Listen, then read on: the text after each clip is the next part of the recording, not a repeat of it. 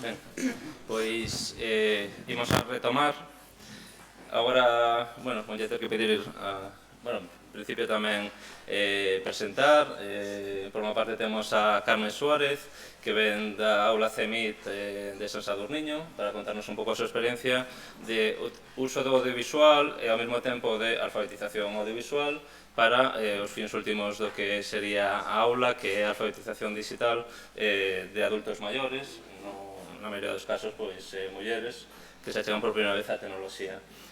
Por outra parte, temos a Miguel Ángel Cajigal, que, bueno, se cadra moitos e moitas de vos coñecedes máis por El Barroquista, que é un dos grandes divulgadores culturais na rede que temos aquí en Galicia. Un pouco a idea desta mesa, bueno, pois, contarvos tamén ou mostrar experiencias de aquí de Galicia alrededor de distintos ámbitos tamén vinculados á mediación de arte, cultura e tecnoloxía. No meu caso, pois, bueno, vou a contarvos un poquinho tamén a experiencia dun proxecto que temos na Coruña, que desenvolvemos para o Concello, que ten un nome moi original, como veredes despois. Isto desenvolvemos dende Ben Curiosa, que somos unha consultora cultural, que desenvolvemos, pois isto, o noso lema, proxectos curiosos, feitos con mimo e ao servicio da comunidade. Estas tres persoas somos o equipo de Ben Curiosa. Temos tres liñas principais de traballo, pero, bueno, eu creo que na web pois podedes achegarvos e coñecer un poquinho todo o que facemos. Coruña Digital, que antes Marcos me presentaba como o que sabe de Coruña Digital alrededor da cultura digital e demais, pero, bueno, é o proxecto que vos van a contar. A idea é un pouco tamén desde o punto de vista, digamos, da xestión ou a programación cultural, coa idea de que, bueno, que vos quede se cadrar algunha idea, pois, para, se vos parece interesante, replicar nos vosos contextos profesionais. O punto de partida deste proxecto é unha solicitude que chegou do Concello para traballar pois no ámbito 2.0, non? Era algo así bastante xenérico e bueno, non tiña un enfoque moi claro. Partía da área de culturas, coñecemento e deportes. Coñecemento, sobre todo, está ligado a que era unha área que ainda leva pois toda a rede de bibliotecas e museos científicos da Coruña, que a verdade é que é un caso de equipamentos, bueno, pois creo que modélico, que funciona moi ben. A única referencia que tiñan era esta, que tuven que investigar pola rede, e dicir, que isto de influencers e tal, non sei que decían, bueno, que nos molaría facer algo como tal. Así que investiguen un poquinho e dixen, bueno, chamade a Bani, intentar facer unha experiencia tal, pero era un poquinho así como a referencia que simplemente tiñan de partida. O que nos propuxemos foi facer un pouco un diagnose da cidade, non? Que había, que tipo de comunidades, que tipo de xente interesada no ámbito da cultura digital había, para facer un proxecto un pouco que respondera ao contexto onde se iba a desenvolver, non? É un contexto de cidade onde non hai iniciativas institucionais previas neste ámbito, onde hai unha concentración de profesionais un pouco por factor tracción de Inditex, pois do sector TIC. Tamén había uns certos restos xa do sector de animación, que foi importante na cidade, e hai un evento de referencia que se leva celebrando, eu creo que casi 19 anos ou 20, que é Mundos Digitales, que é un congreso internacional bastante importante, non? Miramos fora, non? Tamén que outro tipo de modelos alrededor da cultura digital se podían traballar. Bueno, vimos así, por poñer algúns exemplos de modelos, a maioría moi ligados a emprendemento, moi ligados a tecnoloxía digital, hai que montar unha startup. Industria creativa, ese era un poquinho o enfoque. Aí están os modelos máis de Lab Cidadán, a referencia clara podía ser Midela Prado, modelos de fábricas de creación, que pode ser tamén o modelo da rede de Barcelona. Algúns que a mí sempre gustou moito a denominación de xestión do mentras tanto, espacios que estaban vacíos a espera de que houbera cartos para construir el gran centro cultural de non sei onde, e que deixaban a colectivos xestionar e facer propostas bastante interesantes, non? Despois había outros modelos moi pouquiños que eu considero máis transversais de cidade, onde varios equipamentos traballaban baixo un modelo común, non? O caso de Zaragoza Activa creo que é un modelo de referencia neste sentido. por mirar un pouco o que había ao noso alrededor, aquí o que víamos era sobre todo iniciativas máis ligadas ao modelo de apoio ao emprendemento, non? O caso do Gallás, eu creo que, bueno, pues é un exemplo, non é único, pero que estaba moi ligado a isto, bueno, pues espacios para fomentar a creación de iniciativas empresariais ou startups no modelo digital, que naquel momento, agora un pouco menos, pero estaba apoiándose moito tamén iniciativas de grandes empresas que propoñían proxectos de incubadoras, de apoio a iniciativas emprendedoras, Telefónica con Open Future, Vodafone tamén tiña o seu programa, HP tiña un centro de excelencia, non sei se o sigue tendo, de inteligencia de negocio, bueno, este tipo de iniciativas vinculadas a grandes empresas, non? Bueno, é un modelo tan válido como calquer outro, claro. Nos un pouco a reflexión que trasladamos é que a idea de crear un centro cultural especializado, como poden ser os modelos que tiñamos de fora, ou pois tamén un espacio moi centrado en emprendemento, se non era un modelo ideal para a Coruña, que había outras iniciativas parecidas, e a decisión foi pois, irnos a un modelo descentralizado, non? Diseminar as intervencións pola cidade. Ao final acabamos recuando un par de anos despois, porque sí que nos parecía interesante ter un lugar de referencia que non fora un centro super especializado, pero sí onde habitualmente ou con unha certa regularidade suceden cousas vinculadas ao ámbito digital, neste caso o Centro Agora na Coruña, que é un pouco a sede onde desenvolvemos a maioría de actividades, onde que seguimos facendo cousas no resto da cidade. Bueno, analizando os modelos, moitas veces quedábase na reflexión ou era importante facer cousas que foran digitais, tecnolóxicas, que houbera calquera cousa que parecera innovadora. Bueno, intentamos ver ou mostrar que o produto final non era tan importante, sino como se producía, non? Que era o que sucedía dentro dos espacios vinculados á cultura digital e como se estaban a producir. Bueno, está unha nube de termos, un procomún, empoderamento, permacultura urbana, recollemos aí moitos termos asociados ás novas prácticas culturais vinculadas á cultura digital.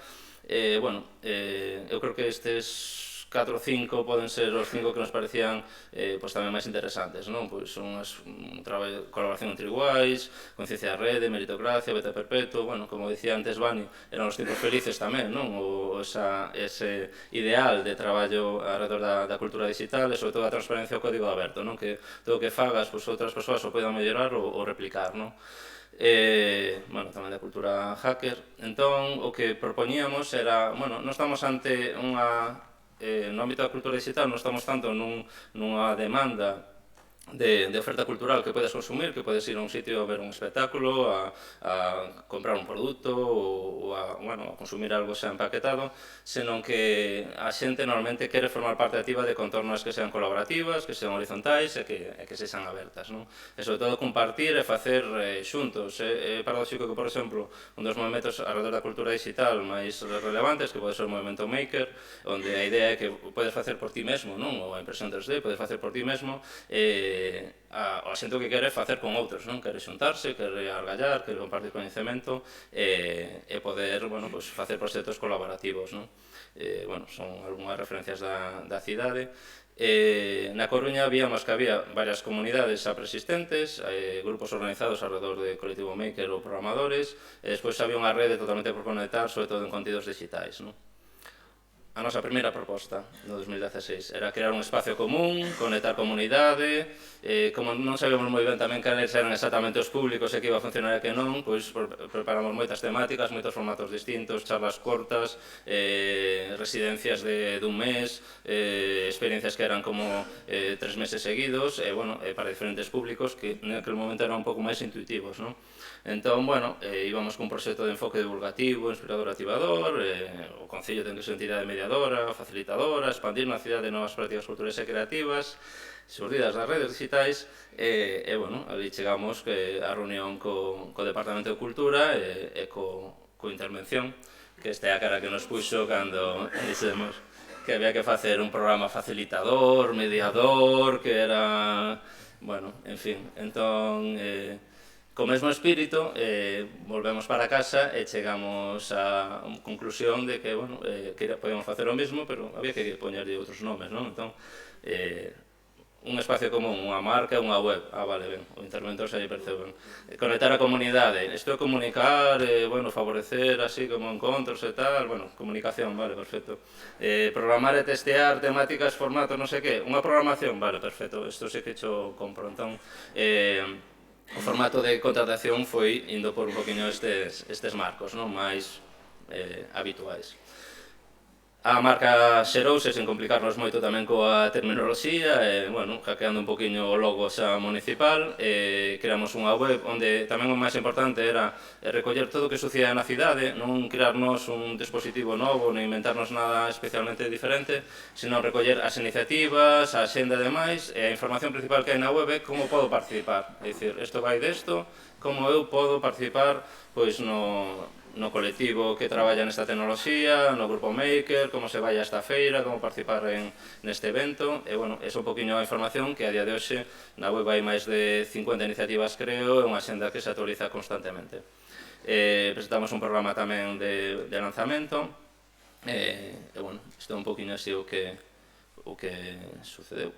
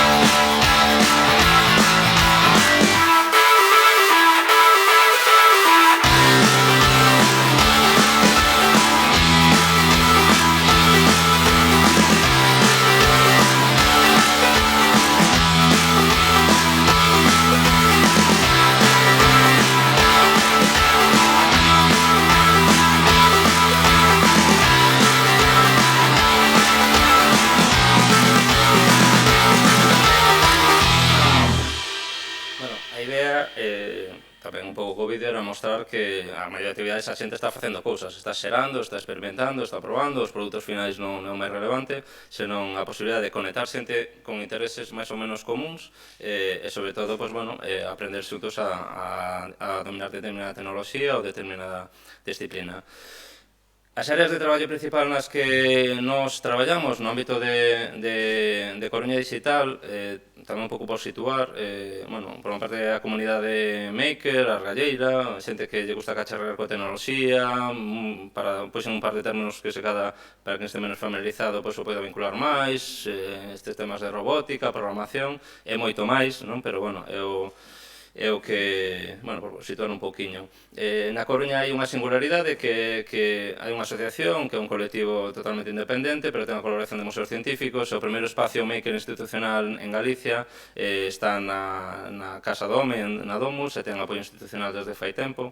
Entón, bueno, facemos un apoio puntual nunha feira que fan todos os anos en novembro, que ten un nome impronunciable, a Feira de Tecnoloxías Abertas da Coruña, pero, bueno, é un poquinho así a colaboración que facemos. A estrategia que tomamos con esta comunidade, que está un poquinho tamén pechada nese espacio, é conectar co barrio. Entón, neste caso, pois, localizamos colectivos, asociacións, os mercados do barrio, para que puderan un poquinho conectar e facer proxectos conxuntos. Isto, por exemplo, estaban con un grupo Habitat, que teñen, iso que se ve na mesa, eran unhas máquinas de fototrampeo, que basicamente, bueno, para identificar os animais que hai en determinadas zonas e detecta movimentos, saca fotos, non? Entón, bueno, con alguén de programación, alguén que sabía tamén de audiovisual, pois melloraron esa tecnoloxía para poder, bueno, aplicala aos seus fins, non? Esa idea de conectar cunha función da comunidade. Outra área é o dos contidos digitais audiovisuais, non? Aí o que vimos, esa foi xa en 2017, é a necesidade de crear un espacio que servira para xerar comunidade, non? Que é o LAI, que é o Laboratorio Audiovisual de Innovación e Creación. Aquí, non sei se podo quitar... Non sei se me podes quitar o volumen desde aí para que non... Vale, pois non vai.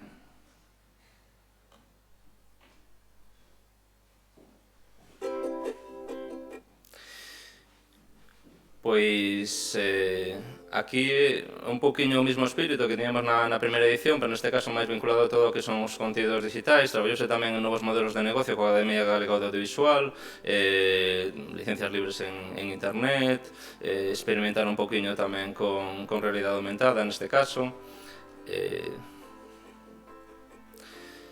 Timos con nosa Lance Whaler, que é un pouco un referente tamén no ámbito transmedia. Bueno, foi un poquinho traballar no ámbito da innovación en contidos digitais, tamén modelos de negocio, por exemplo, en YouTube, como se estaba xerando o negocio neste caso, ou facer pequenos hackathons que son como laboratorios dun día, onde se traballa con videoxogos, con realidade aumentada, bueno, con varias temáticas. Intentamos sempre tamén que a tecnoloxía non veña por si soa, senón que este conectada con algún tipo de cuestión do contexto local. Neste caso, unha das estrategias foi, por exemplo, conectar cos arquivos, o Arquivo do Reino de Galicia, o Arquivo Municipal, moitos arquivos que ou non tiñan digitalizados os seus contidos, ou se os tiñan digitalizados había que ir a un ordenador sin conexión a internet e pedir permiso para tal, ou que está ainda todo un poquinho almacenado. E fixemos unha experiencia de digitalizar determinados recursos, poñelos nun arquivo en archive.org, un arquivo libre, e despois que a xente experimentara nos talleres de realidade aumentada pois con eses contidos, non? E xeráronse, pois, bueno, prototipos, experiencias alrededor da memoria da cidade, non? Un proxecto que chamamos a Coruña Rebelde, e, bueno, é un poquinho tamén o exemplo, non? Sempre funciona mellor se conectas co contexto local. Bueno, experiencias no ámbito profesional. No método das narrativas digitais, traballamos sobre todo en tres bloques, non? O ámbito do folclore digital, memes, narrativas populares, experimentamos tamén en formatos, tocamos o tema transmedia, estamos, bueno, empezouse tamén a facer cosas con narrativas inmersivas alo no 2016. O malo da realidade virtual é que a foto da xente así como tal non favorece nada a idea inmersiva, non? Da tal. E nada, aproveito tamén para facer un pouco de publicidade, porque o 17 e 18 de decembro comezamos con a nova edición do Like. Temos unha cita con Roger Casas a la Triste, teño que preguntar como se chama, porque sempre penso que é catalán, pero non. Del Cañonazo, que é unha produtora que traballa sobre todo con series de Movistar, pero fai moitísimas cousas. E, bueno, a idea é facer unha charla sobre as posibilidades e tendencias no sector audiovisual neste ámbito, e depois un obradoiro máis especializado para quen queira afondar máis, non? E adiantarvos tamén algunhas das temáticas e das experiencias que teremos en 2020. Vamos a facer un taller de experiencias culturais inmersivas con José Luis de Vicente, que é o responsable de Sonar máis D, aparte de outras iniciativas. Un ciclo de experiencias inmersivas en formato cúpula no Coplanetario. A Belén Santaolalla, que vamos a facer, bueno, fai experiencias de teatro inmersivo, de transmedia, nas artes escénicas, claro. Tamén talleres de narrativas en 360, o sea, con xente de aquí, ademais de Galicia, para, bueno, ver un poquinho como se poderan plantear proxectos, que non é tan caro nin tan difícil se cadra afrontar pequenos iniciativas no ámbito aquí galego, e, bueno, moitas máis oferta de actividades que desvelaremos o 17 de decembro, que acordo que esteades moitas de vos ali na Coruña. Simplemente xa no tramo final da presentación de como traballamos no proxecto de Coruña Digital, démonos conta de que había que ter tamén unha visión máis integral, non ir só a experimentación ao se cadra ao ámbito máis de contidos digitais, senón, bueno, ver cales eran os retos públicos, non, dunha institución pública, dun programa público como este, para, digamos, os retos da cidadanía digital, non? Entón, bueno, hai varios ámbitos para quen quería iniciarse na tecnoloxía que nos parecía moi importante tamén cuidar, non? No ámbito dos adultos, que na maioría dos casos son adultos maiores, bueno, hai moito traballo de alfabetización, bueno, aí Carmen mellor explicará, eu non me meto porque para min é gran referencia neste ámbito. Na Coruña é verdad que hai unha boa oferta, pero está está puntualmente solta por aí, nas bibliotecas e centros cívicos, que teñen tanto cursos para aprender a chegarse a tecnoloxía como servicios de atención tecnolóxica. Ti vas ali co teu móvil, coa tua dúbida e solventan xa, non? Que son cosas que parecen, bueno, moi sinxelas, moi obvias, e que son dos recursos máis utilizados e, bueno, que se van máis necesarios neste ámbito. Tamén mocidade, estáse facendo moitas cosas en uso seguro, uso creativo. Un dos problemas que eu vexo en uso seguro é que ahora mesmo quen está indo, que me parece tamén moi necesario e moi positivo, pero, claro, se entra pola porta da clase só a Policía Nacional ou a Fundación de Axuda contra a Drogadicción, claro, plantease xa desde uns termos moi de problemáticas, a veces moi extremas, se quedará aí outras capas que se podían traballar. Despois, outro dos ámbitos que nos parecía tamén importante é dos prescriptores, é dicir, xente que viña as nosas actividades, que está desenvolvendo cousas para ensinar a outros, para a divulgación, aquí tampouco me meto porque Miguel Ángel vai explicar fantásticamente, e tamén para a comunicación cultural, pois a área de mocidade, a área de cultura, que tamén nos estaban un pouco preguntando como facer mellor temas de comunicación cultural e divulgar mellor o seu traballo. As estrategias que desenvolvimos foi no caso de adultos maiores en mocidade, unha alianza un pouco coas bibliotecas. Vamos facer unhas charlas que se chaman Que non che mitan, que máis algo da alfabetización técnica, é dicir, xente que sae dos cursos aprendendo a utilizar o móvil e que ten Facebook, que ten WhatsApp, e despois ten un acceso a un torrente de información que moitas veces o tema das fake news ou que é exactamente certo ou non do que te vai chegando, pois é un traballo moi necesario neste ámbito. Hai unha iniciativa dunha ONG da Coruña que se chama Cyberrespect, que traballan contra o discurso de odio na rede. É unha iniciativa tamén coas bibliotecas que se chamará Distopías Cotiás, que son un pouco unha especie de encontro mensual de xente que pode estar interesada en falar sobre privacidade, registros biométricos, un poquinho todos esos retos que tamén nos comentaba Vani. Espero que tamén desde un espírito non totalmente conspiranoico, senón de crear novas suscetividades. No ámbito dos prescriptores temos unha ferramenta que vos recomendo visitar se traballades neste ámbito, que é o kit de activación digital, que esa é a URL para acceder. O que intentamos recoller é unha guía metodolóxica e tamén, creo que hai máis de 50 experiencias de utilización da tecnoloxía, pois, sobre todo das narrativas digitais e audiovisuais, en coles de primaria, en secundaria, con mocidade, tamén con adultos maiores ou en entidades socioculturais de barrio. Proxectos que son reais, que se fixeron en Galicia, con testimonios das persoas que os fixeron, onde a tecnoloxía, as novas narrativas e tal, realmente están a disposición dun fin, neste caso, de trasladar determinados coñecementos ou valores ou que se pode traballar nun ámbito como este. Faremos un encontro o 29 de abril na Coruña para tamén mostrar experiencias que ahora mismo están na nosa web, pero a xente tamén se quere atopar e teremos un encontro físico o 29 de abril. Todo isto que vos estou contando, máis para o entorno urbano, tamén eu quería poñer algún exemplo, aparte, temos aquí tamén un compañero de Carral, que, é replicable. Eu pensaba que se cadra podía ser máis complicado, pero que este tipo de iniciativas son replicables tamén en outras escalas. Temos unha experiencia moi recente en Carral, que para nós foi bastante positiva, no sentido de que había unha proposta para desenvolver formación ou cursos vinculados a novas tecnoloxías, pero intentamos ver que proxectos había activos. Neste caso era un xogo de mesa que fixeron sobre tradición oral, patrimonio de ali que fixeron no instituto, que era totalmente físico, e fixemos obradoiros de digitalización, como replicar isto, como subilo á rede, como crear contidos. Se é un xogo de mesa, hai unha cosa que é impresión 3D, vades a deseñar as vosas propias pezas, é dicir, intentar introducir o que eran os conceptos ou as metodoloxías, as posibilidades das ferramentas digitais, pero vinculados a un proxecto que xa fora real. Ou ahora, por exemplo, unha obra de narrativas digitais interactivas que vai un pouco nesa liña, aprender a contar historias, que se escolledes vosa historia sobre o voso contexto que máis vos interese, introducir conceptos de realidade aumentada, de gamificación de xogo, e salir fora, que non sea só o consumo en pantallas, traballar con experiencias un poquinho así máis expandidas.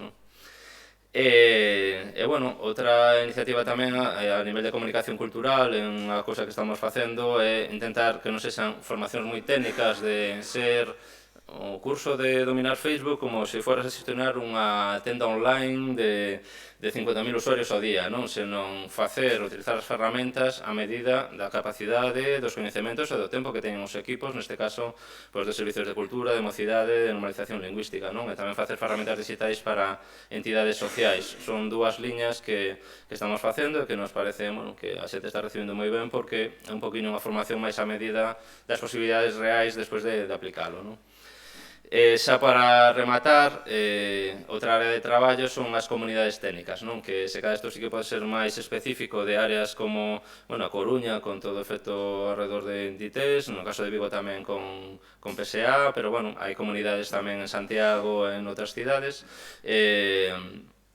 que son normalmente colectivos de programadores informáticos, programadoras tamén, que, bueno, queren reunirse para falar sobre unha tecnoloxía concreta, para tomar unhas cañas, que basicamente o que buscan, neste caso tamén, salir do traballo, compartir coñecemento, pero tamén socializar. Entón, que lles propuxemos é conectar con retos do territorio, non? Se queredes investigar sobre unha tecnoloxía, porque non facemos algo vinculado á mobilidade sostible. Coruña Gas é algo parecido tamén, non? Que fixemos tamén con xente nova, vincular, pois, bueno, a posibilidade de argallar con necesidades da cidade, ou, por exemplo, da protectora de animais, para poder ter un sistemas mellor para temas de facilitar a adopción e demais, non? E despois un dos grandes retos nestas comunidades tamén é traballar coa ofenda de xénero, que é un dos temas máis relevantes na comunidade técnica, sobre todo en ámbito de programación informática, que hai moitas iniciativas tamén na cidade, intentamos axudar a visibilizar as actividades que fan, non? Aquí ven as ideas finais que non teño, entón, bueno, vou aquí a mirar. Sí, ves, al final sí castiña. Nada, trasladarvos un pouco así de maneira recompilatoria pois algunhas ideas finais sobre o traballo no ámbito de xestión cultural, neste caso de divulgación ou de educación digital, non? Non quedarse no que, nas tecnoloxías, nas ferramentas ou nos produtos finais, senón creo que o importante en todo este ámbito é o como, non? Facer realmente como mediadores, facilitar espacios de conexión onde persoas con intereses comuns poidan xuntarse, misturar perfiles, que é unha das posibilidades interesantes que nos ofrece a cultura digital, permitir que a xente experimente, que aprenda compartindo e que xurda un pouco inesperado, non? É difícil a veces en ámbito institucional vender este tipo de ideas e que lles gusta ter sempre todo moito máis controlado, pero, bueno, é unha das realidades deste ámbito que o fai, creo que, máis interesante.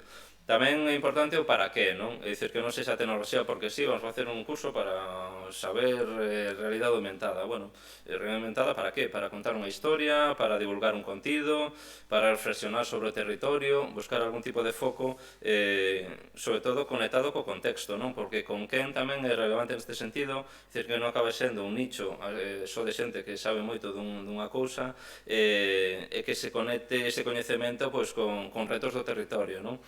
Pois, por exemplo, bueno, pois, as mostras que vos dicía antes, non? É dicir, a veces incluso nin a temática está moi aberta, pode ser un laboratorio para experimentar sobre algo e a xente apetece despois facer un podcast ou quere facer contidos para vídeo de Instagram. Creo que o interesante é que non é máis tan importante a plataforma nin o soporte, senón, bueno, pois, conducir un pouco ese interese en crear, utilizando as ferramentas digitais, que ao final é como se logra tamén a capacitación, non? Aprender facendo e aprender compartindo.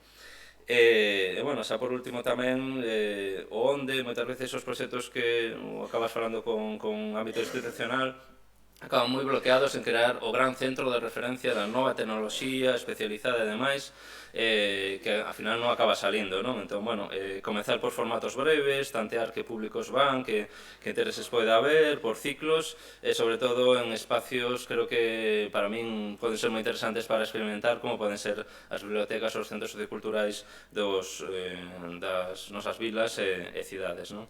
E finalmente, bueno, tamén plantearse que o digital non é un nicho, non é algo onde só vai virse en Terrarita a falar de cosas de ámbito digital, sino que creo que é un reto transversal tamén de todas as políticas públicas ofrecer solucións en todos estes ámbitos que intenten irvos debullando alrededor dos retos da nova cidadanía digital que está aí, non? É dicir, a diferencia xa casi, como dicía tamén Vani, entre digital, físico e tal, analóxico acaba sendo cada vez máis complicado de diferenciar nas nosas vidas e, bueno, creo que é un reto que todos os espacios públicos e todas as institucións deberán afrontar.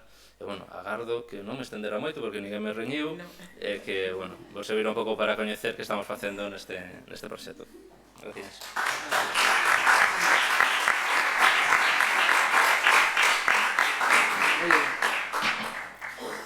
Basti. Digo, voy eu. Sí. Ai, por aí abaixo está.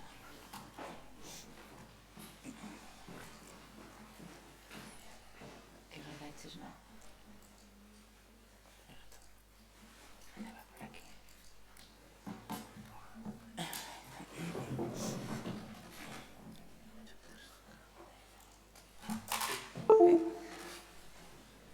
Está.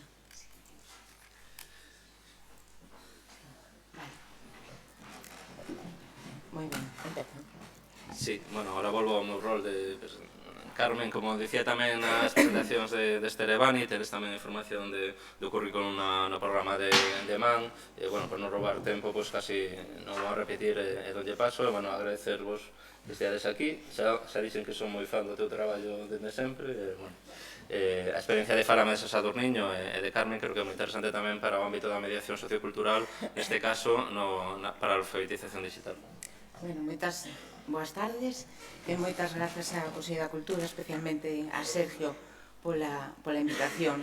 Eu vos vou a contar a miña humilde experiencia desde un concello que non chega a 3.000 habitantes, 2.800 e pico, no que aterricei no 2013 e no que tiña que facer o traballo de dinamización digital. San Sadurniño, bueno, pois é un concello moi rural, 100 km cuadrados, que casi o 90 e pico % é verde. É arboleda, onde vive a xente, as localizacións están moi dispersas, son 7 parroquias, non hai autobús que comunique, é dicir, o contexto é moi especial e o traballo ali é tamén moi especial. Eu son, bueno, formo parte da rede CEMID, en un aula CEMID en San Sadurniño, que se chama CEMID, quere decir Centros para a Inclusión e Modernización Tecnolóxica de Galicia. E nos chamaron a xente STIC. Bueno, eu gustame máis o nome de dinamizadora TIC, o das novas tecnoloxías, ou como me chamaba a xente cando cheguei ao Concello, que era a rapaza dos ordenadores. Bueno, ahora xa me chaman Carmen, pero bueno, ainda queda a rapaza dos ordenadores, pero ahora xa sou a dos teléfonos móviles, porque os cursos que facemos xa casi o 98% é de móviles. Xa ninguén compra ordenadores, bueno, para cosas puntuales, traballos, etc. Pero, bueno, a poboación coa que eu traballo de persoas adultas, persoas maiores, non compran ordenadores, compran tablet e móvil. Bueno, cheguei a San Sadurniño no 2013. Bueno, pois eu non son dali, eu son asturiana e, bueno, vivo en Galicia, pero non vivo nese concello. Entón, no primeiro lugar, que non se me escoita, sempre me riñen que falo moi baixo. Bueno, no primeiro lugar, que por onde empezo? Xa tiña experiencia na alfabetización digital, tecnolóxica, etc. Por onde empezo? Bueno, pois o primeiro, aterrizar, coñecer o territorio, e San Sadurniño, pois como todos os territorios, son lugares con moita riqueza e con moitas cousas por descubrir. Fun ao revés. Aula CEMID, obxectivo alfabetizar e, sobre todo, dinamizar. Bueno, pois o primeiro é darte a conocer, que a xente sepa cal é a túa función, que é, máis que nada, acercarlle as novas ferramentas, as novas tecnoloxías á cidadanía. E, sobre todo, aquela xente que nunca por iniciativa propia se achegaría a esas novas tecnoloxías porque non as necesita, non lles ve utilidade. Non se trata de impoñer, pero sí de bueno, que o coñecer non ocupa lugar e que a xente sepa que ten ferramentas que poden facilitar a vida, mas tamén sabemos que complicaría, vale? Bueno,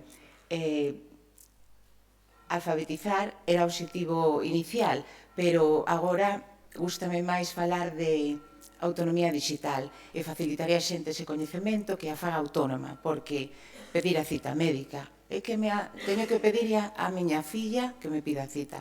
Podes aprender e facelo ti, pois podes comprar por internet, se non tes coche, dependes do teu marido que te leve a Ferrol para comprar, para eu que sei, calquera cousa, bueno, pois autonomía, coñecemento das ferramentas e, bueno.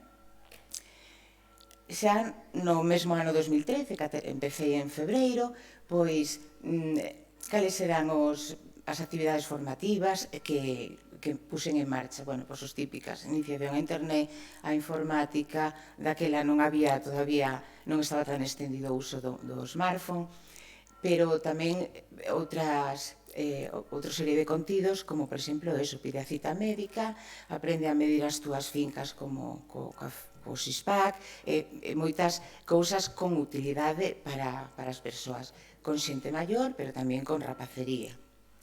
Entón, no mes de maio, puxen en marcha unha iniciativa que se chama Fálame de San Sadurniño e que vai a ser tamén o fío conductor da miña presentación, porque vos vou a mostrar exemplos de iniciativas ou proxectos postos en marcha, pero todo vai ligado a Fálame de San Sadurniño, que ven a ser o contenedor de todas esas iniciativas.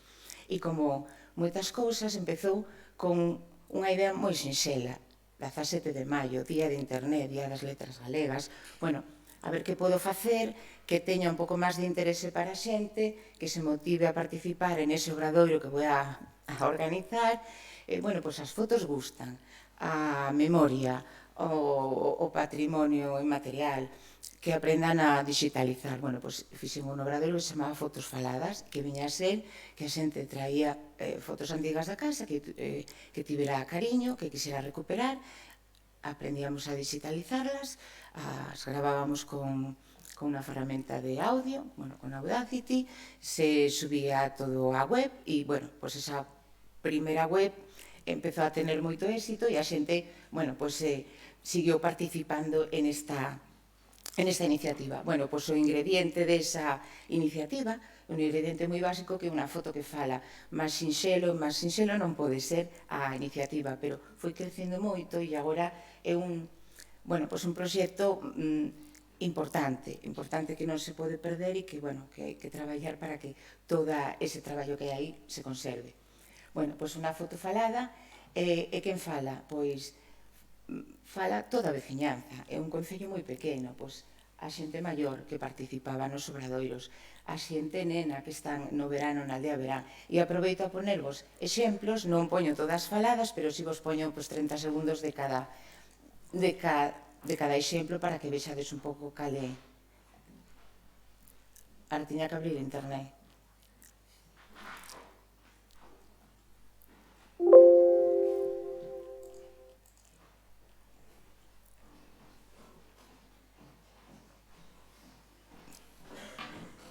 Non quere.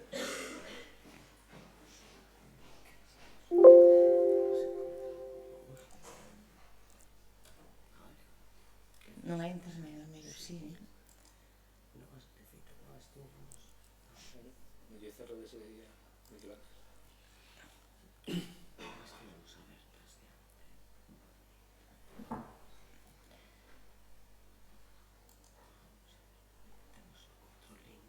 Bueno, proba esa.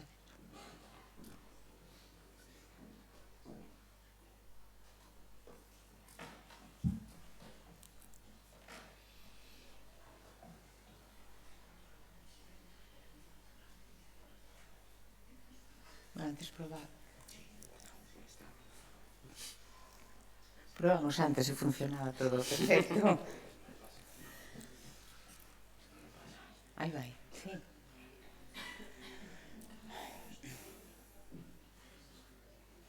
Bueno, mentras vos sigo falando un pouco da... Vale. Bueno, pois... Sí, está cargando. Bueno, pois a día de hoxe, máis de 300 persoas, veciños, veciñas, todas as asociacións do Concello, os negocios, as tendas, os bares, a floristería, o cura, é dicir, o meu traballo foi pois eso, implicar a toda a veciñanza posible no proxecto para que colaborara e creara bueno, entre toda a veciñanza creáramos unha comunidade e esa xente creara xuntos creáramos o noso propio contido. Non, perdón. Bueno, pois hai un problema aquí. Non se carregou a ti. Non.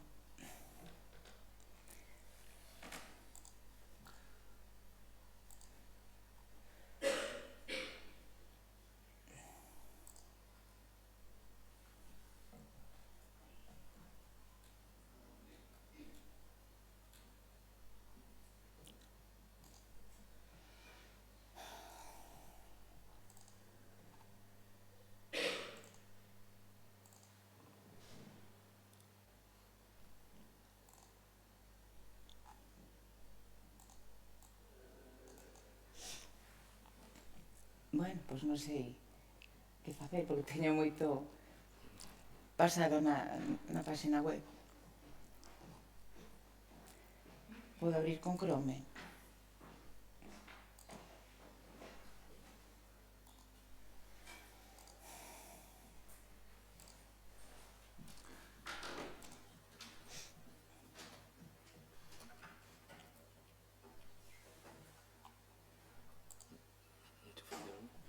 Non.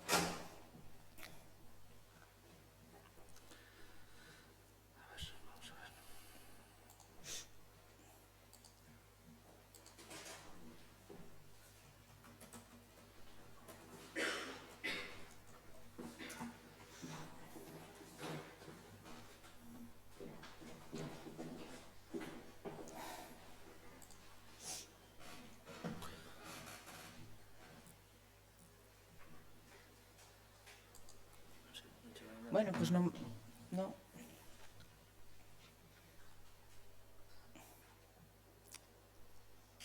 A ver, se vai outro.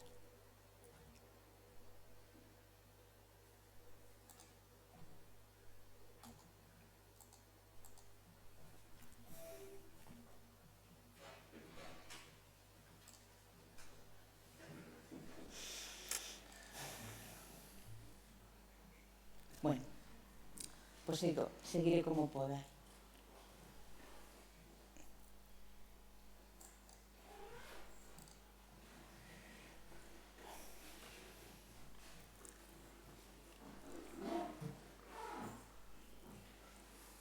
Bueno, continuo, pero me da moita rabia non poder mostrarvos. Vou nos cargando e se logo teño sorte, pois poño algunos ejemplos. Porque mira, aquí está el audio,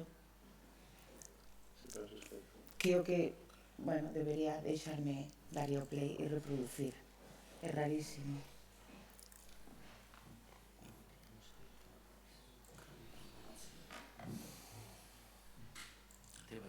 Non, pero Chrome pecha, que lle iba automático aí a...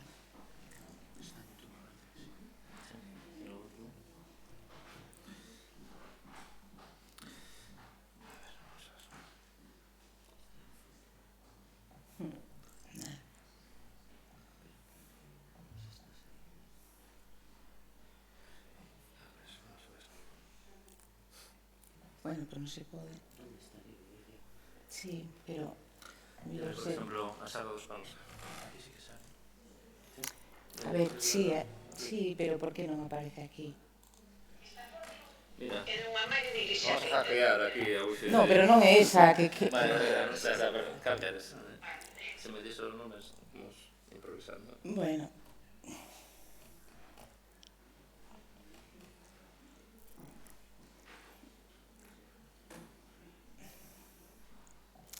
A ver. Non sei, cal que... Se me dis o nome. Sí, pero habrá que reiniciar esto.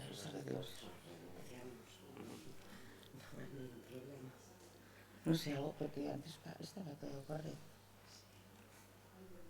Bueno, pois disculpade.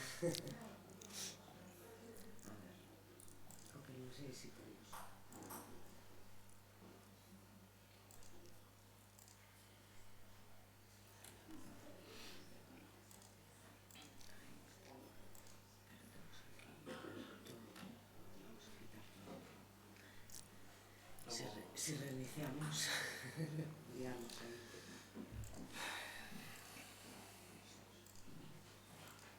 Sí, digo, sorrido, pero...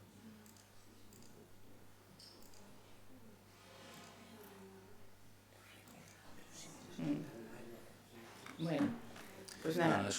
Disculpad, reiniciamos e se non funciona, vos lo conto de palabra e xa está, ainda que non poda reproducir. Podemos facelo así de maneira colectiva, así. No, pero non era esa, non era esa. Herbas de Cabeiro, vale. Herbas de Cabeiro, vale. Vale. Sí, estamos. Vale, Herbas de Cabeiro, vale. Tampouco, sí. Es que aceptar. Es un proyecto que nació pensando en qué podíamos producir que se pudiera comer. Empezamos probando justamente hierbas medicinales, hierbas culinarias, aromáticas.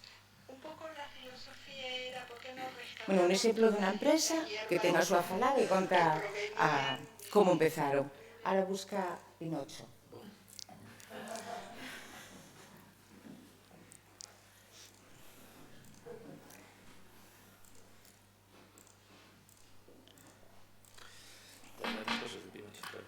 Esta.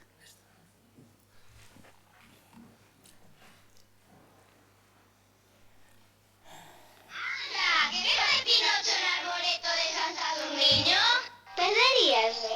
Anda, pero se é o noso amigo Pinocho, que fará aquí? Ao mellor viño a pescar no río ou, non sei, a comer mazás. Tamén o mellor veñe facer compañía ao guardián dos bosques. Como está tan solo, seguro que se fixeron moi amigos. Podemos decirlle a Carlos que faga máis estatuas para que acompañen a Pinocho máis ao guardián dos bosques, para que non se sintan tan solos. Bueno, outro exemplo de participación de nenos e nenas da aldea de Verán interpretando unha figura que está nun parque dun escultor en madeira dun escultor local que é Pinocho. Ela, pues, a cativería interpreta esa peza.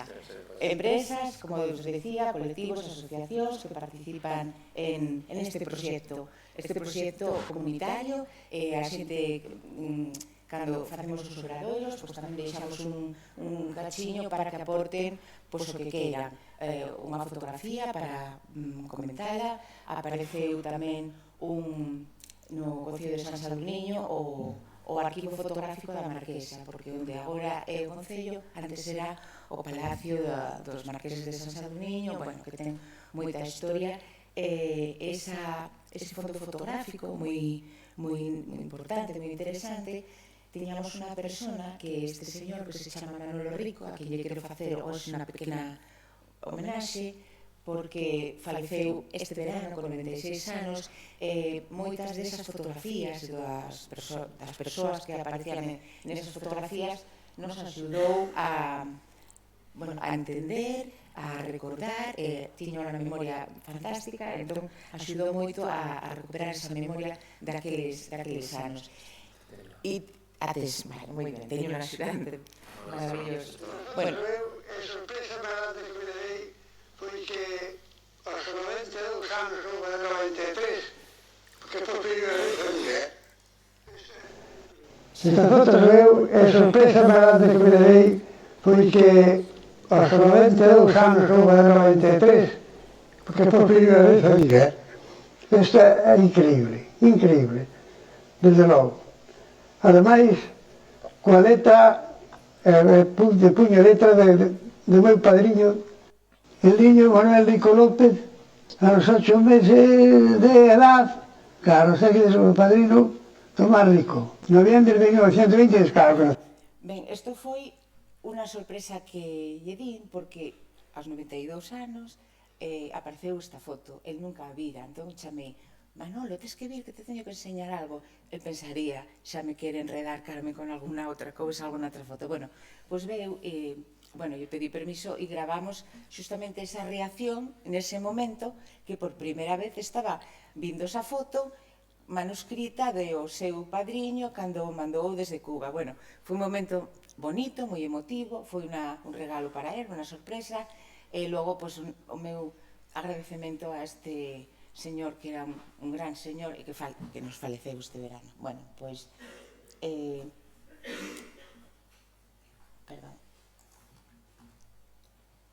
Bueno, pois, fálame de San Sadurniño, como vos decía, o fío conductor de todas esas iniciativas que logo foron xurdindo polo camino neste tempo que levo en San Sadurniño, pois, fálame de San Sadurniño e fálame do que queiras, fálame de San Sadurniño, cunha foto, cun vídeo, con unha historia, contando unha lenda, como teñen feito as nenas e os nenos do colexio, pero tamén falan outras cousas, falan os documentos, falan as pinturas, por exemplo, un pintor palentino que ten pasado algún verano, Asterio Mañanos, ten unos cadros maravillosos, coitadiños, todos alrededor dunha vaca morta e que foi cartel de unha das ediciones da Chanfaina. O Dionisio Tasende, que tamén fotografiou os sons dunha fervenza, dunha fonte, etc. Vídeos que atopamos en internet, que pedimos na galega. Todo o que fala de San Sadurniño procuramos recuperalo e xuntalo nesta web. Fálame San Sadurniño foi se convirtendo entón para mí unha ferramenta TIC moi potente, porque ao mesmo tempo animaba xente a participar nas actividades, entendía un poquinho máis da utilidade da tecnoloxía, pois, bueno, pois si participaban, xa tiñan que aprender a ir a internet ou como escoitarse, ou, además de unha comunidade online, tamén unha comunidade offline, é un lugar pequeno, e aínda que se manden WhatsApp e se conten cousas polo Facebook, etc., logo o día de mercado ou no médico xa se atopan e se poden tocar e abrazar, pero sí que foi axudando a que as persoas tiveran, sobre todo este perfil de persoas, mellorar a súa autoestima, porque me escoitou a miña neta e me dixo que lle encantara moito a falada que fixen. Bueno, e ese tipo de cousas que tamén, foi mellorando. A ver se funciona esta, que é un exemplo tamén do que foron os obradoiros, porque hai outra cuestión, que son 7 parroquias moi alonxadas, entón eu todos os anos fago unha ruta polas parroquias. Antes iba cos ordenadores, bueno, pois agora xa non, vai de móviles, pero levo a pizarra, un calefactor, non sei que, bueno, pois teño que, estou un mes en cada parroquia e vamos traballando, bueno, pois o que precisa, non? Que tamén temos unhas gafas moi malas, esas que te saen nos vendrían moi ben, unhas gafiñas de cartulina moi tristes, que algunhas se marean, bueno, pero tamén buceamos entre tiburóns e, bueno, iban vendo outras cousas, non? E tamén, o que sei, como vos decía, o da cita médica, ou, bueno, pois aplicacións que lles podan ser útiles e que, bueno. E este é un exemplo de, pois, unha falada ao final de un curso, que tamén temos feitas máis de unha. Bueno, hoxe rematamos o curso de informática. Para algúns como a mí que nunca továramos contacto con isto, pois é o primeiro contacto que tomamos, aprendemos cousas que temos oído falar delas como a mí, pero nunca habíamos tomado contacto con elas, nos cales agora pois xa nos relacionamos mellor con elas, xa empezamos a entrar a correos, empezamos a entrar a pedir citas, a todo eso, que está moi ben, gracias á paciencia de Carmen. E, bueno, xa nos empeza a gustar, particularmente a mí xa me pica o gusanillo de entrar en todas estas funcións, moitas que ten, que son infinitas. Nos gusta. Estou encantada por participar, que non quería vir, parecíame que non iba a dar feito nada, porque o vía moi difícil. Animáronme, e hoxe estou encantada por haber ido. Estou moi contenta pola profesora Carmen, que tuvo moita paciencia polo menos comigo, que non sabía nada de nada. Hoxe sei pedir para o médico, mandaron mensaje, unha videollamada, un correo electrónico, pasou o mes de marzo que non nos enteramos. Que eu xa fixera algo de outro, pero casi non me acordaba de nada. E agora sí, recuperamos un pouquiño, xa entramos en varios sitios, damos correos, entramos en Spotify, entramos en Gmail, cousas desas así que se fan. Encántame, a mí encántame. Encántame o que se está, que é onde se poden medir as fincas, mirar todo o que teñen, se teñen árboles, se teñen, eu que sei, berzas ou o que sea. Pasa que a mí iso faiseme moi difícil. Bueno, eu non dou visto a cantidad de berzas que teño na horta. Bueno, bueno, despois, ese traballo de dinamización, alfabetización, formación, pois eso é continuo, non? Os contenidos van variando, tamén se fai para certificación ou codis digital, pois de ofimática, hai cursos máis avanzados, ou de robótica, pois dentro da organización da rede, ou de drones, por exemplo, pola mañá nos deron unha mini formación de drones para que logo roten os drones por os concellos e podamos nos enseñar a xente que interese. Pois entre ese traballo de continuidade, de alfabetización e de achegamento, que ahora ven a cuestión da sede electrónica, por exemplo, as asociacións xa na Diputación ten que ser electrónica cando solicitan as axudas.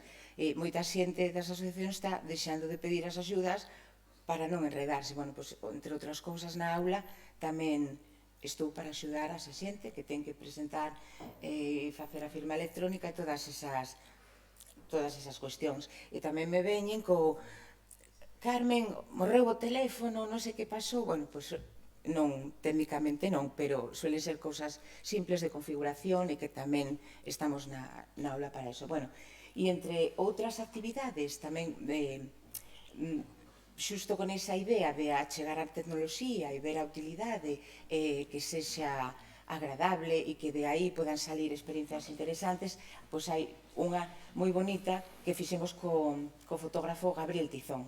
Entón, un grupo de mulleres maiores, que foron 23, que eran os grupos de memoria deses que se fan nos concellos, de memoria activa por las parroquias, xuntamos mulleres que todas, 23 menos unha, nunca sacaran unha fotografía.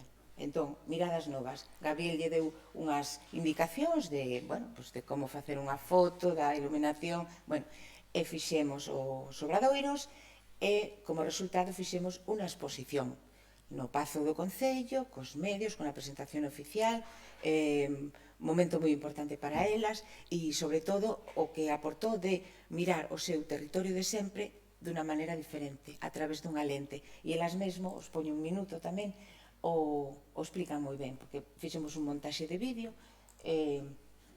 Esta foto de Tizón, que é preciosa, na aula,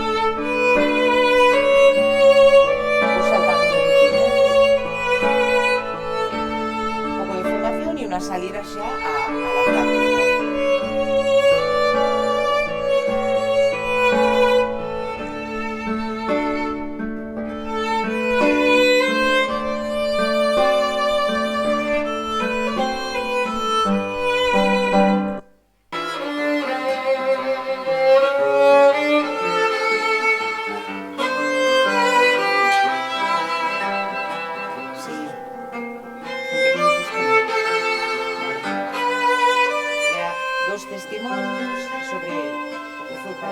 Teño 72 anos e nunca unha foto fixera, así que agora érame hora e gustoume moito facer, fixo-me moita ilusión. Pois a fotografía de min é unha cousa bonita, eu nunca soupe quitar fotos, non sabía manejar unha máquina e además enseñárame como había que facelas para que quedaran máis bonitas. Unha foto para min é unha cousa moi importante, máis porque fixen algunha por primeira vez que nunca jamás pensei de facer unha foto, porque teño 80 anos e imagínate que nunca unha cámara collín hasta agora. E quitei unha fotografía ao río onde me bañei de nena e saleume mal.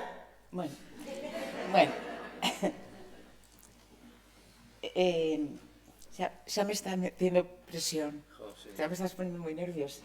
Outro exemplo de iniciativa non foi culpa miña, foi das ti.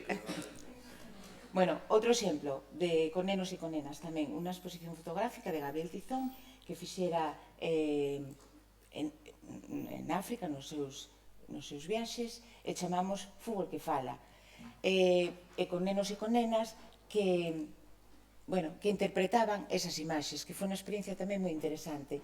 Solamente vos poño un minuto.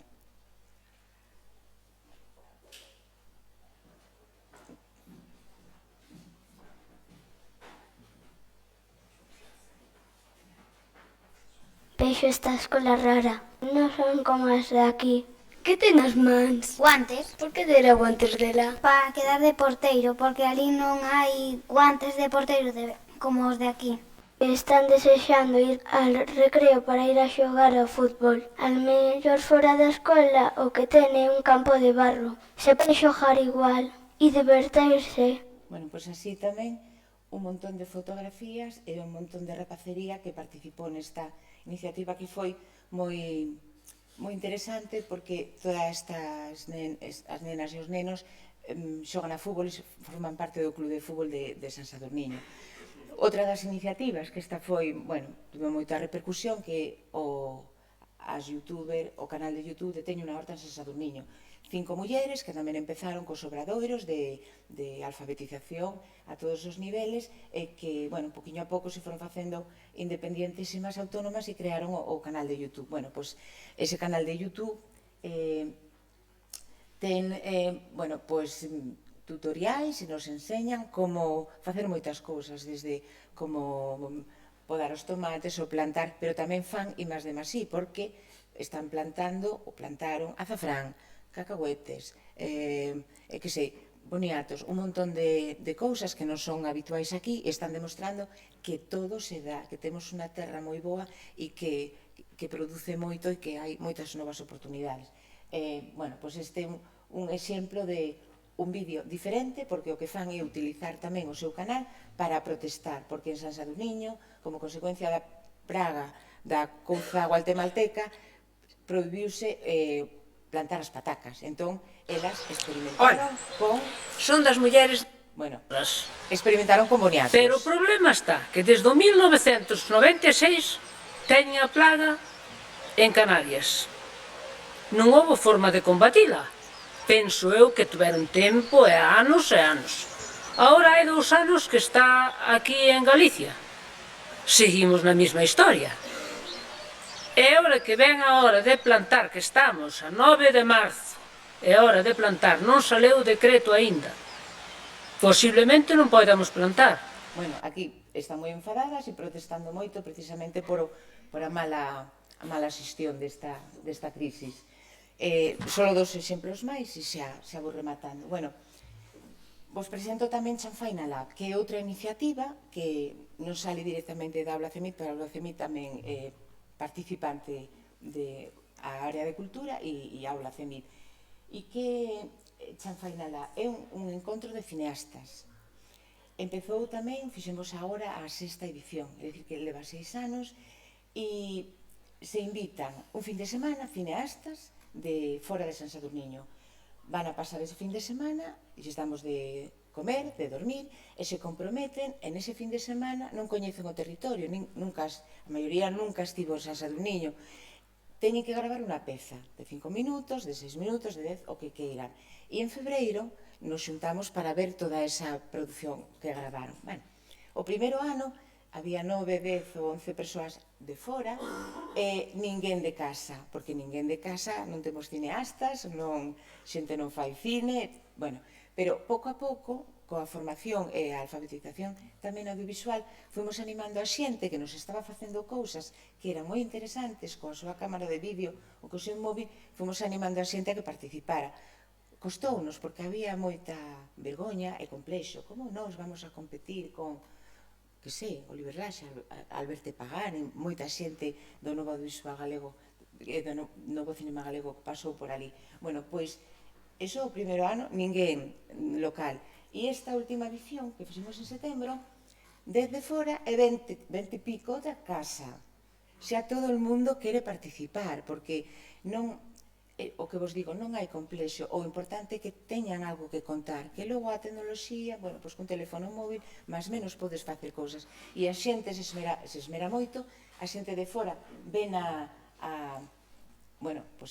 aportar unha mirada externa sobre o territorio e a xente de dentro tamén vai descubriendo moita riqueza. Bueno, pois aquí hai máis de 100 pezas de xente de fora e xente de dentro que, por certo, a última película de Oliver Laxe a fixo na chanfaina, o sea, a penúltima, que é unha peza preciosa de 25 minutos que se chama O salvaxe leva o seu tempo, porque foi chanfainero na quinta edición. Bueno, pois en Chanfaina Lab tamén a xente de fora ou a xente da casa utilizan esta disculpa, digamos, para sacar o rendimento ou para recuperar tamén lugares. Por exemplo, o Salón do Canteiro, un lugar que foi un sitio de baile. O Patadón de Surso Chirro grabou nun lugar que xa non existe, pero que era un campo de fútbol. Bueno, pois tamén se van recuperando e van tirando tamén moito para inspirarse na páxina de Fálame para que vou facer. Por exemplo, xente local, todo isto é xente local, nenos de 12, de 13, 14, Abel Vega, que vos lo presento porque vos poño o último exemplo, xa remato. Abel Vega participou o segundo ano, pero lle costou moito a Manolo convencelo, porque dicía, o que fago non é interesante. Si é interesante, Abel, porque está facendo cartografías do territorio, nos está mostrando lugares e espazos que non se coñecen si el non nos lo mostra e se non vamos a ese lugar. El pasea coa súa cámara, non a solta, cruza ríos, pasa por sitios peligrosísimos, pero, bueno, pues aporta... Todo aí por donde se ve, outra vez. Vamos aquí, vamos. Temos aquí o río que vai todo por aí abaixo, que vai a luz, salir na areia, despois aliñarse hasta que chega a lluvia. Xuntas o cus outros... Bueno, non poño máis, tamén pola falta de tempo que tenemos, que vai a última experiencia. E logo, para rematar, unha falada coral, faladas de muller, pero unha falada coral, 20 e pico mulleres que participaron tamén nos traballos de colaboración con igualdade, etc., que fixemos en varias parroquias. E en que consistía isto? Que só vos vou a poñer os 2 últimos minutos, mas logo a canción da feira e xa remato. Bueno, esta vos recomendo que a vexades esta completa, porque é unha peza moi interesante. Bueno, reconstruyen entre todas as mulleres das parroquias por etapas a vida da muller ao longo nas épocas que coñeceron, desde as aboas, as nais, elas mesmas, e está por partes, a nenez, a infancia, ao cole, a muller casada, o sexo, a morte, e é moi interesante. Eu vos vou a poñer un trociño do sexo, de como falan do sexo, e tamén para facervos entender, ou facer, que non me deu moito tempo, transmitirvos o que, a parte de dinamización, el me dixo estrategias, eu non teño estrategias, non vos podo contar ninguna porque non as teño, porque dependendo do lugar, das circunstancias que se dean, actúas, dunha forma ou de outra, dependendo coa xente que te atopas, pero sobre todo empatía, cariño, estar sempre aí, comprender a xente, facerla sentir ben, organizar cousas que ellas se empoderen, porque este proxecto empoderou moito a comunidade de San Sadurniño, porque tivo moita repercusión fora, porque cando se pone unha película na Casa de Cultura hai 5, pero o día da estrea da chanfaina non cabe a xente, hai que sentarse polo chan, porque nese fin de semana de participación na Chanfaina Lab, moitas persoas participan como actrices, como actores, como cineastas, e hai unha implicación moi grande. Pois poño solamente ese momentiño que falan do sexo para, que vexades tamén que hai que establecer unha relación moi personal coa xente para que chegar a este punto de intimidade e que te falen a este nivel e de cousas tan... Mi madre querida, que se acordaba do viaxe do novio se non tiñamos papán. O viaxe do novio era traballar. Xa é o último,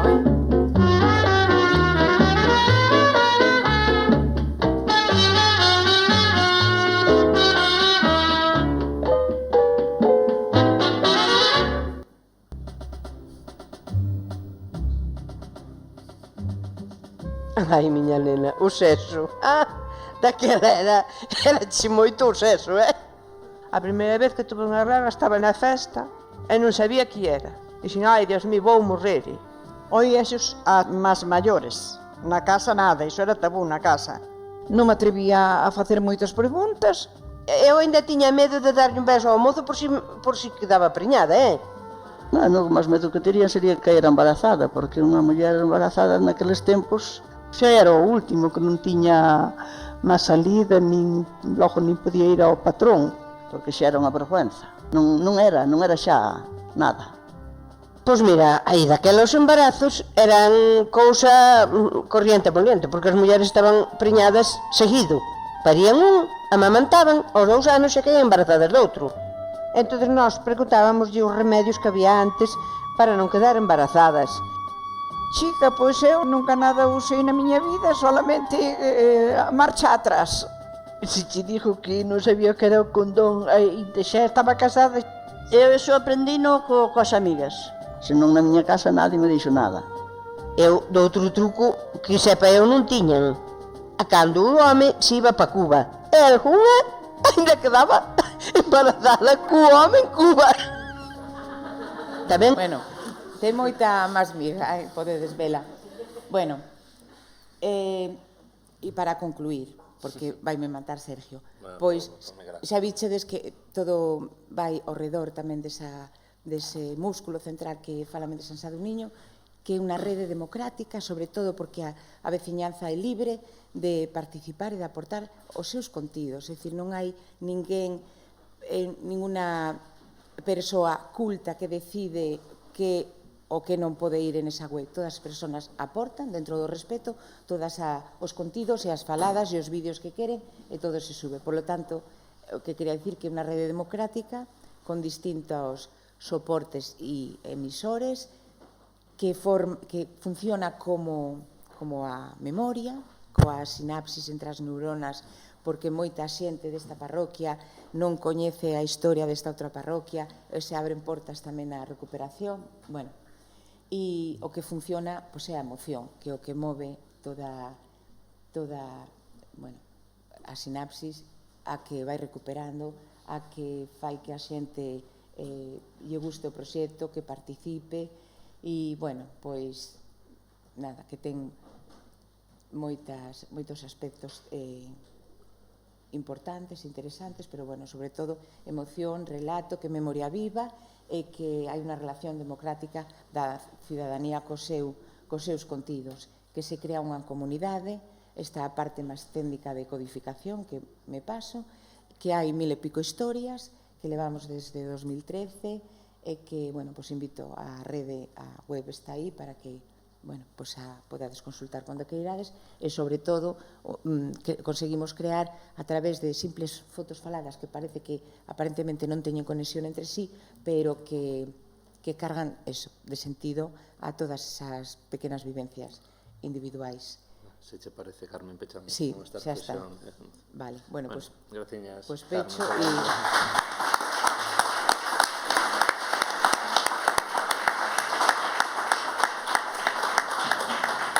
Facemos ahora un cambio super rápido máis interesante de Miguel Ángel. Bueno, a xente que tedes que marchar, por lo que vexo, que vai a quedar a charla colgada en internet, aparte creo que ten moito que ver con o que nos vai a contar Miguel Ángel, así que, bueno, xa o veides despois. Dame un minuto. Sí. Bueno, pois a última intervención da tarde é a de Miguel Ángel Cajigal, el barroquista, que nos vai falar de divulgación cultural. Pedirlle desculpas porque, bueno, un pouco así, ao final tocoulle de final os retrasos e o problema tecnolóxico, pois levounos a este momento. Listo. Empezamos. Historia del arte es ir al Museo del Louvre y no saber lo que hay dentro.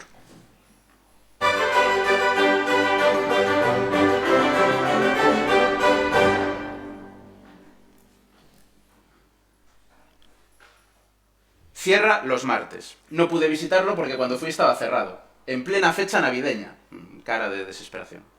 Era martes y estaba cerrado. Repite ahí como, era martes y estaba cerrado. Pues igual cierra los martes.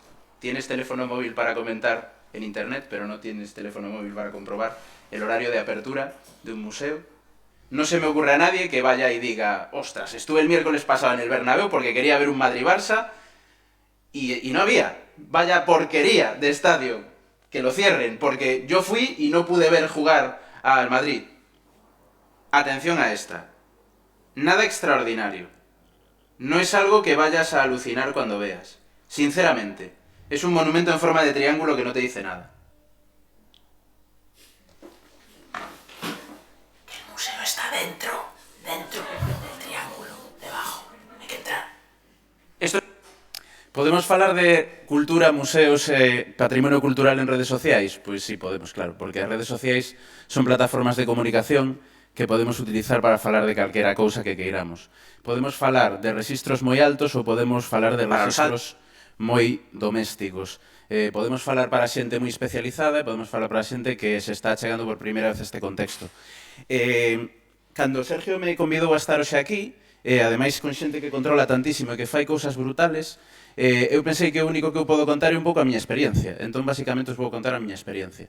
Eu son historiador da arte, fai xa uns cantos anos decidí montar El Barroquista, que ao principio era un blog, porque o que molaba naquela época era o blog.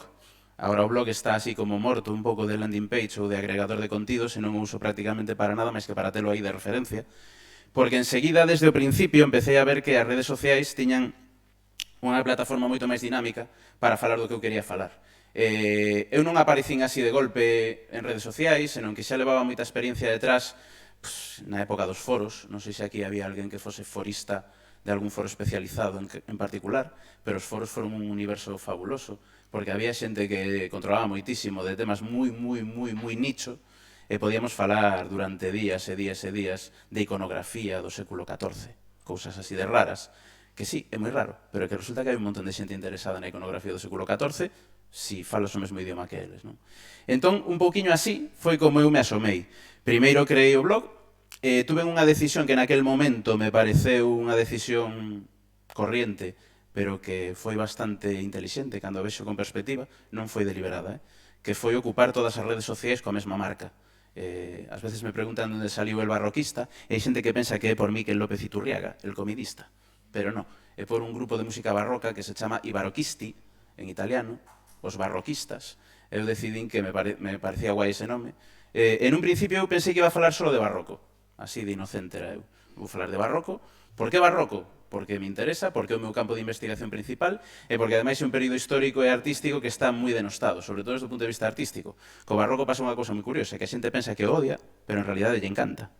Un pouco así, non? Como tú montas barroco, ou barroco, que feo, recargado, logo montas unha exposición de Caravaggio e se pegan de tortas, e está todo o mundo aí facéndose selfies coa fachada de Fernando de Casas, non? O barroco non mola, pero logo cando tes diante é o que máis mola, en realidad. Entón, eu pensei, vale, vou falar de barroco. A partir de aí, montei, como vedes aí arriba, os perfiles nas redes sociales de rigor, e ao principio a que eu utilizaba era esta, que agora a pobre red social de Facebook está como un pouco moribunda, neste sentido, porque Facebook xa pasou a outro nivel. Comezou como red social, pero agora mesmo un agregador de publicidade, basicamente. Entón, eles teñen moi claro que son un agregador de publicidade, que é o que lles dá diñeiro.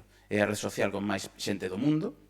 Fai 6-7 anos fixeron un cambio técnico moi potente para que fose máis intuitiva, sobre todo para incorporar masivamente usuarios de máis dunha determinada idade, porque a eles lles interesaba, evidentemente, chegar aos maiores de 50 anos. De feito, si preguntades a xente de máis de 50, incluso máis de 60, igual se preguntamos a xente de San Sadurniño que poda ter redes sociais, a que teñen casi seguro é Facebook, porque é fácil de usar, non? É moi intuitiva, é máis intuitiva que Twitter, hai que recoñecer que, bueno, hai que ter moita paciencia de Dios para empezar a manexala, ou polo menos para empezar a trastear con ela e facer cousas interesantes. E aí o que facía era, eu colgaba algo no meu blog e o avisaba na páxina de Facebook. O Twitter e o Instagram os tive mortos durante máis dun ano, prácticamente, o sea, nin os utilizaba. Por que conto isto? Porque cando ás veces me preguntan como se aprende a utilizar as redes sociais, e o que acabamos de ver de San Sadurniño me parece super interesante, non sei se viches que a xente de San Sadurniño aprende a utilizar as plataformas usándoas. É dicir, necesito aprender, me imagino que debe ser máis ou menos así, necesito aprender a facer vídeos porque quero facer vídeos. Entón, cando queres facer vídeos, todas as dificultades técnicas de repente son moito menores, porque te canalizas nun obxectivo. E cando tes o obxectivo facer vídeos, dache igual que isto como vai, isto como funciona, non, ao final estás canalizado no obxectivo. E a min eso me pasou con Twitter. É dicir, me din de conta pouco a pouco de que utilizaba cada vez máis Twitter e acabei facendo prácticamente todo o que fago en Twitter. De feito, a día de hoxe en Twitter teño máis de 40.000 seguidores, vai por aí polos 46.300, unha cousa así. Sobre todo porque Twitter para min é un espazo no que podemos falar dunha maneira moi inmediata e podemos dirixirnos directamente a xente que sabe do que fala. Eu en Twitter podo ter discusións con conservadores dos mellores museos de Europa, podo preguntarlle dúbidas a profesores universitarios da outra punta do continente ou podo participar en debates con xente de México, de Caracas, de Bos Aires. De feito, logo cando vos ensino unha das canles de YouTube, estamos agora empezando un proxecto para que fale moita xente que normalmente non fala en YouTube, nunha canle un pouco como franca, como nunha zona franca onde todo o mundo pode gravar a súa información e pode subila. Outro tuitero máis eu, Luis Pastore máis eu, creamos como esa especie de paraugas que se chama Pasquino, que o tedes aí ao rincón da esquerda, e que leva solamente un mes operativo e está funcionando bastante ben. Dunha noite a unha mañá, eu dime de conta de que tiña xente que escoitaba o que quería decir ou que veía o que eu quería decir. Dime de conta de que unha canle como a miña, que somente teño 4 vídeos subidos, pois teño 4.000 seguidores. Que 4.000 seguidores nunha canle de YouTube que ten 4 vídeos subidos é moitísimo. Porque ademais YouTube penaliza moitísimo a non frecuencia de publicación. É dicir, para ser youtuber, aparte de que é un traballo durísimo, un dos máis duros que existe no mundo cultural hoxe en día, porque implica xornadas de 70-80 horas semanais de traballo, hai que publicar todas as semanas. E se non publicas todas as semanas, YouTube xa empeza a poñerse nervioso, porque YouTube necesita contidos, e contidos novos. Entón, o vídeo de fai 3 meses xa non vale, por moi bonito que sexa, tes que estar insistentemente. Entón, eu na canle de YouTube recoñezo que vou con moita paciencia e só subo cousas que quero que estean aí, que quero que sirvan máis ou menos de referencia, como este vídeo no que falaba do Museo do Louvre. De feito, levo prácticamente todo o ano. Dá a sensación de que levo 11 meses falando do Museo do Louvre, porque, dende que o ano pasado, o Museo do Louvre tuvo o atrevimento de decir que recibiu 10 millóns de visitantes nun ano e que lle parece guai, pois a verdade é que me parece unha noticia suficientemente terrible como para ter que falar dela con moita insistencia. Porque asumir que 10 millóns de persoas nun museo é unha boa noticia, asumilo sen máis, me parece que é unha falta de crítica ou de autocrítica bastante potente. Por parte do Louvre e por parte da sociedade cultural europea en xeral. Ten en conta que 10 millóns de persoas no Museo do Louvre significa que no Louvre entra unha persoa cada 5 segundos. O sea, que na sala de Gioconda entra unha persoa cada 5 segundos. Non hai sala que o soporte. Falamos deso, e falamos de cousas que están permitindo a xente que vivía o mundo cultural dende fora, ou que pensaba que isto de falar de museos, ou falar de historia da arte, ou falar de patrimonio cultural era cousa de especialistas e xestores, e de repente temos un montón de xente de moitas partes do mundo que nos sigue, que sigue a comunidade de debate que creamos nas redes sociais e que se interesa por estes temas. Así foi como eu empecé a tripular un pouquiño esta plataforma un pouco demoníaca que é Twitter, non? De feito, aí andamos.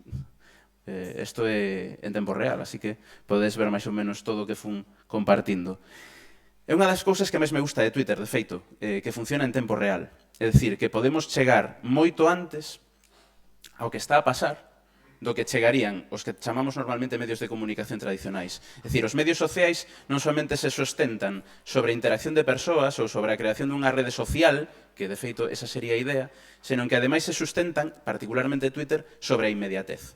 Eu en Twitter podo falar das inundacións de Venecia exactamente no momento no que están sucedendo.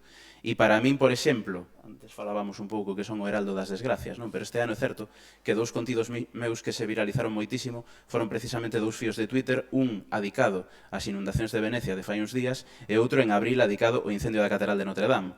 Porque no momento no que Notre Dame estaba a arder, pois nós estábamos na casa vendo o Xogo de Tronos cuns amigos, entre ver incendios en Xogo de Tronos ou ver incendios na vida real, pois decidimos que a vida real é máis grande, non?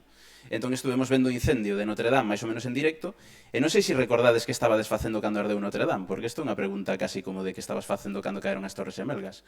Pero se viche desa tele, o que veríades sería os heraldos da Apocalipse dicindo que non iba a quedar nada da Catedral de Notre Dame, cando o que se veía nas imaxes era completamente o contrario, era decir, era un lume que estaba bastante ben controlado, que evidentemente era moi perigoso, pero que non parecía que fose a ser devastador.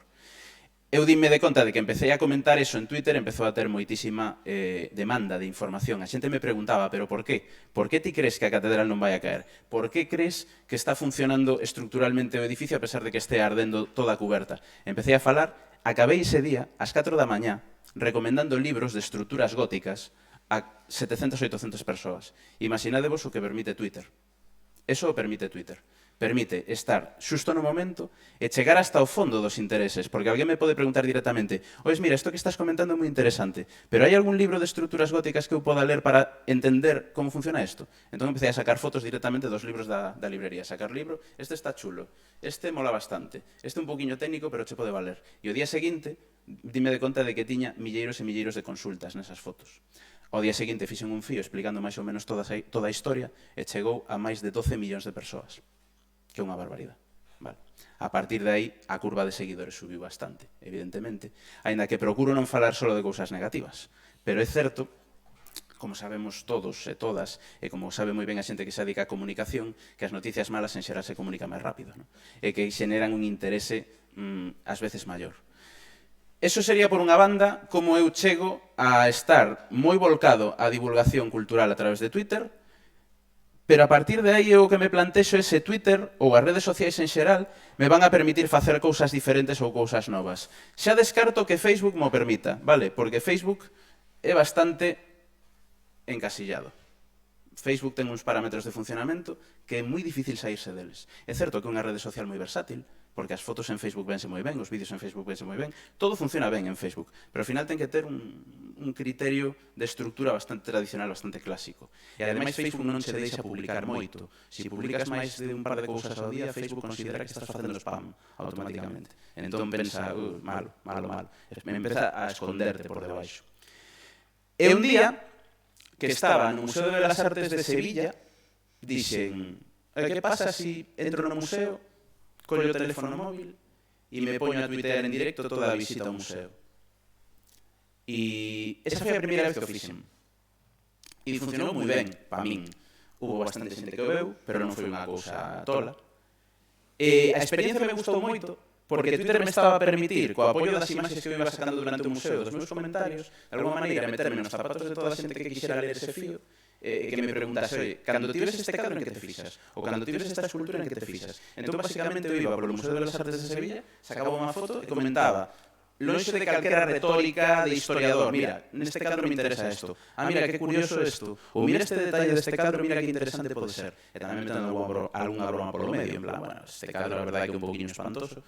Un pouco xogando con esa idea da sinceridade total e de romper completamente a fronteira de eu, historiador da arte, vou vos ensinar a vos que non sabedes a importancia da historia da arte. Senón máis ben pensando en eu, cando entro no museo, me fixo nesto.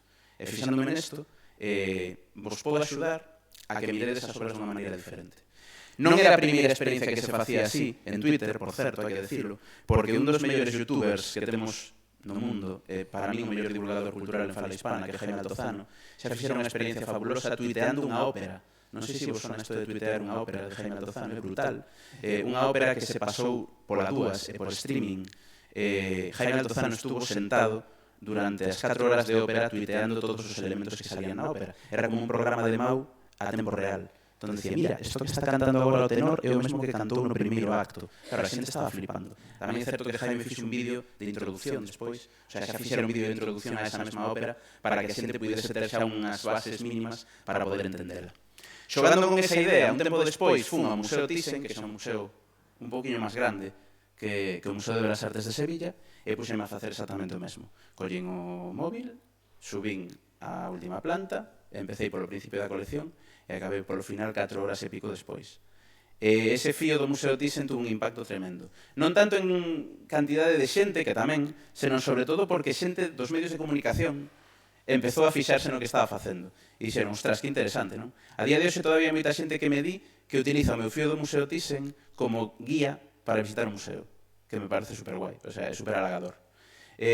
Fíxeno máis veces, fíxeno no Pompidou de Málaga, fíxeno no Museo Ruso de Málaga, e a vez máis bestia foi esta que tedes aquí, non? O 5 de xuño, estando en Londres, decidín suicidarme.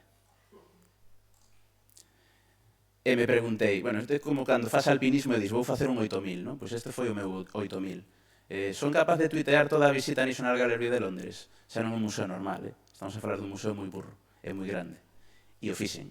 Non o fixen dunha sola vez, fixen moita preparación antes, igual que se vas a facer un 8000, tens que buscar un campo base, tens que facer aclimatación, din varias voltas de recoñecemento a todo o museo, ata que estaba absolutamente convencido de que o coñecía, porque un museo Thyssen, igual que o Prados, coñezo prácticamente de memoria. A National Gallery non a coñezo tanto, entón necesitei darlle unhas cuantas voltas, saber máis ou menos onde estaban as cousas, e durante 13 horas, repartidas en 2 días, visitei a National Gallery co teléfono móvil para máis de 30.000 persoas. En Twitter a xente normalmente non é moi de dar retweet e like, pero cando tes aí como 1.600 likes, perdón, 1.600 retweets e 3.500 likes, eso hai que multiplicalo os likes máis ou menos por 10, para ter unha medida aproximada da xente que te está atendendo, vale? É unha barbaridade, acabei agotado, hai que decirlo, tuve que retomar, o museo pechaba, tuve que utilizar fotos que xa fixeran as voltas de recoñecemento, entón está un poquinho, non foi feito en directo, pero foi un traballo brutal, porque ademais eu non quería facelo desde o portátil, ou non quería descargarme todas as fotos e ir colgando todas as fotos, senón que quería facelo no teléfono móvil para que a sensación fose a de inmediatez e a de brevidade, porque hai unha cousa que me interesa moito de escribir aquí, é que isto é suficientemente antipático como para que non gastemos palabras en van. Entón, ao final, utilizas as palabras xustas, sobre todo cando levas 8 horas tuiteando, e xa te doe todo. Porque te doen os dedos, os cóbados, os ombros, os ollos, hasta as orellas te doen cando levas 8 horas tuiteando. E foi unha experiencia brutal. De feito, cando fixen a pausa entre o primeiro e o segundo día, pasou unha destas cousas que emocionan bastante, é que a National Gallery de Londres me retuiteou. E me retuiteou cun comentario, foron moi guais, hai que decirlo, no que dixeron, pensamos que non vamos a volver a tuitear nunca máis porque xa ti atopaches todo o que se pode atopar na galería, non? E noraboa polo curro, non? E foi un traballo brutal. Estas cousas non son tan negativas como falar dun incendio ou falar dunha inundación, pero permiten que moitísima xente se achegue a un museo que nunca vai a poder visitar en persoa. Eu teño moitísima xente que me sigue, que leo o que eu publico, que está enganchada literalmente a isto. De feito, me están dicindo, tes que facer o do Louvre. E eu digo, que desme matar. O sea, se casi morro na National Gallery, o Louvre é como o triple. O sea, xa podo estar ali unha semana encerrado. Ou van a pensar que estou tolo, van a chamar a seguridade. Ás veces pensan que estou tolo, Cando fixen no Pompidou, era o tío friki que está nos rincones tuiteando. Porque, claro, eu procuro non molestar a xente, entón saco a fotografía da hora da que vou a falar, me poño nun rincón e me poño aí a tuitear, entón debían pensar que eu estaba un pouco zumbado. Pero, en todo caso, é unha maneira na que eu me podo comunicar con milleiros e milleiros de persoas, comunicarles contidos culturais de verdade, e que eles me poden comentar de volta, non? De feito, poño un exemplo que foi moi bonito, cando estuve facendo un fío no Museo de Málaga, no Museo da Aduana, que é un museo espectacular, estábamos ali, estaba sacando unhas fotos dunha tumba dun guerreiro que é fantástica, que está no medio do museo, e xusto cando eu estaba tuiteando, un minuto despois me chega unha notificación de que unha das arqueólogas do equipo que escavou a tumba do guerreiro me estaba mandando fotos do momento no que apareceu o casco do guerreiro na tumba. E é un momento super emocionante, porque eu estou visitando un museo, pero ao mesmo tempo estou conectado coas persoas que escavaron esa mesma tumba nese mesmo momento. É unha cousa espectacular, non?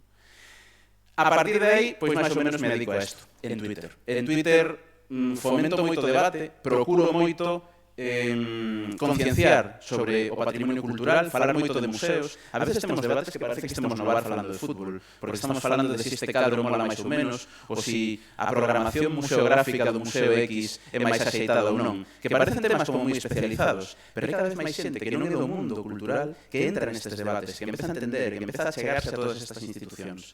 Ata aí eu tiña bastante latente Instagram, porque Instagram para min é unha caixa extraña que non acabo de entender. Pero xusto empecé a entenderla fai pouquiño tempo. Agora, de feito, empecé este ano con menos de 1000 seguidores en Instagram e agora teño casi 5000. Empecé a usarla para dúas canles. Por un lado, os directos, que son fabulosos de Instagram, porque cando hai algún tema especialmente sensible, collo o móvil, lo poño nun trípode, fago un directo e a xente me pregunta cousas directamente.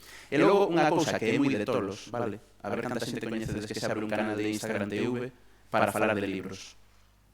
Que é isto que está aquí. Bueno, non queren cargar agora, pero podedes verlos aquí. Basicamente, todos os xoves, unha vez a semana, subo un vídeo, aí ustedes, sobre clásicos da historia da arte, basicamente, ou libros en xeral que falan de historia da arte ou de historia, incluso, ferramentas auxiliares. E fixadevos as reproduccións que teñen, 1000 e pico, están entre os 1000 e os 1500 reproduccións cada vídeo. É dicir, que hai máis dun milleiro de persoas que están interesadas en ver a un fulano, que son eu, falar de libros. durante 10 minutos e simplemente contar, pois mira, as vidas de Vasari son interesantes por isto, por isto, por isto. O manual clásico histórico de Blanco Freijeiro de arte grego e o de García Bellido de arte romana que tedes aquí. E hai xente que ten interés en eso? Pois hai moitísima xente que ten interés en eso. De feito, coñezo xente de diferentes facultades de Historia de Arte que me están mandando suxestións, en plan, deberías falar deste, deberías falar deste outro, deberías comentar este outro. Porque se ao final temos un milleiro de persoas que están vendo unha reseña bibliográfica, porque isto non é máis que unha recensión gravada co móvil, estamos construindo, de alguma maneira, unha estrutura de coñecemento, que é algo que a mí me interesa moito. Por eso agora son máis activo en Instagram. De feito, foi o meu objetivo de 2019, que máis ou menos estou cumplindo, era empezar a entender como funciona Instagram. Porque en 2018 era moi de Twitter e moi pouco de Instagram. Desculpa, amiga. Acabamos xa. Sí, que sinto moito. Non, acabo xa mesmo. Sí, non, está feito. 5 minutos tes. Para que vexades un pouquiño a última locura na que nos metimos, creamos esta pequena canle de YouTube. Agora YouTube está xirando cara a outro formato, e de feito gustame moito falar despois do que vichedes de San Sadurniño, porque ese formato, no que non nos preocupamos tanto pola perfección técnica, sino que nos preocupamos polo contido, é un formato que cada vez é máis presente en YouTube.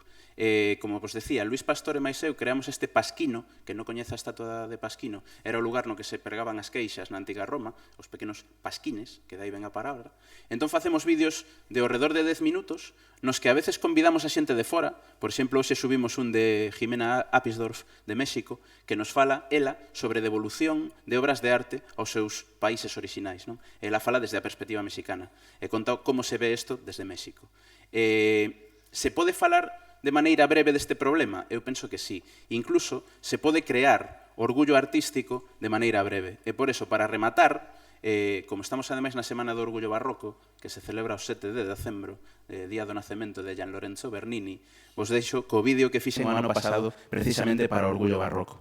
Para los altos, para los bajos, para los científicos, para los pacíficos, para los simétricos, para los que compiten, para los que miran, para los que tocan, para los que escuchan, para los que mandan, para los que actúan, para los que sueñan, para los que van juntos, para los que van solos, para los que comen, para los que beben, para los que leen, para los que escriben, para los que añoran, para los que creen, para los que no creen, para los que caminan, para los poetas, para los ascetas, para los músicos, para los de mucho, para los de poco, para los de muy poco, para los que saben, para los que dudan, para los que se enfadan, para los que aman, para los cuerdos, para los locos, para los muy locos, para los de letras, para los de números, para los ruidosos, para el silencio, para los de acá, para los de allá, para los de más allá, para los que estudian, para los que trabajan, para los que no trabajan, para ella, para los que empiezan, para los que acaban, para los que inspiran, para los que aspiran, para los que luchan, para todos. Muchas gracias.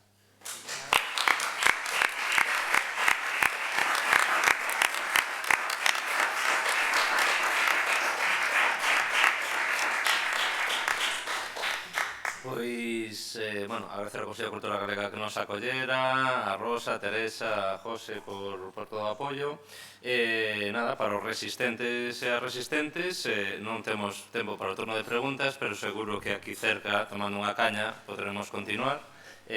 Nada, convido-vos a acompañarnos. Gracias a todas as persoas que participaron na mesa. Gracias.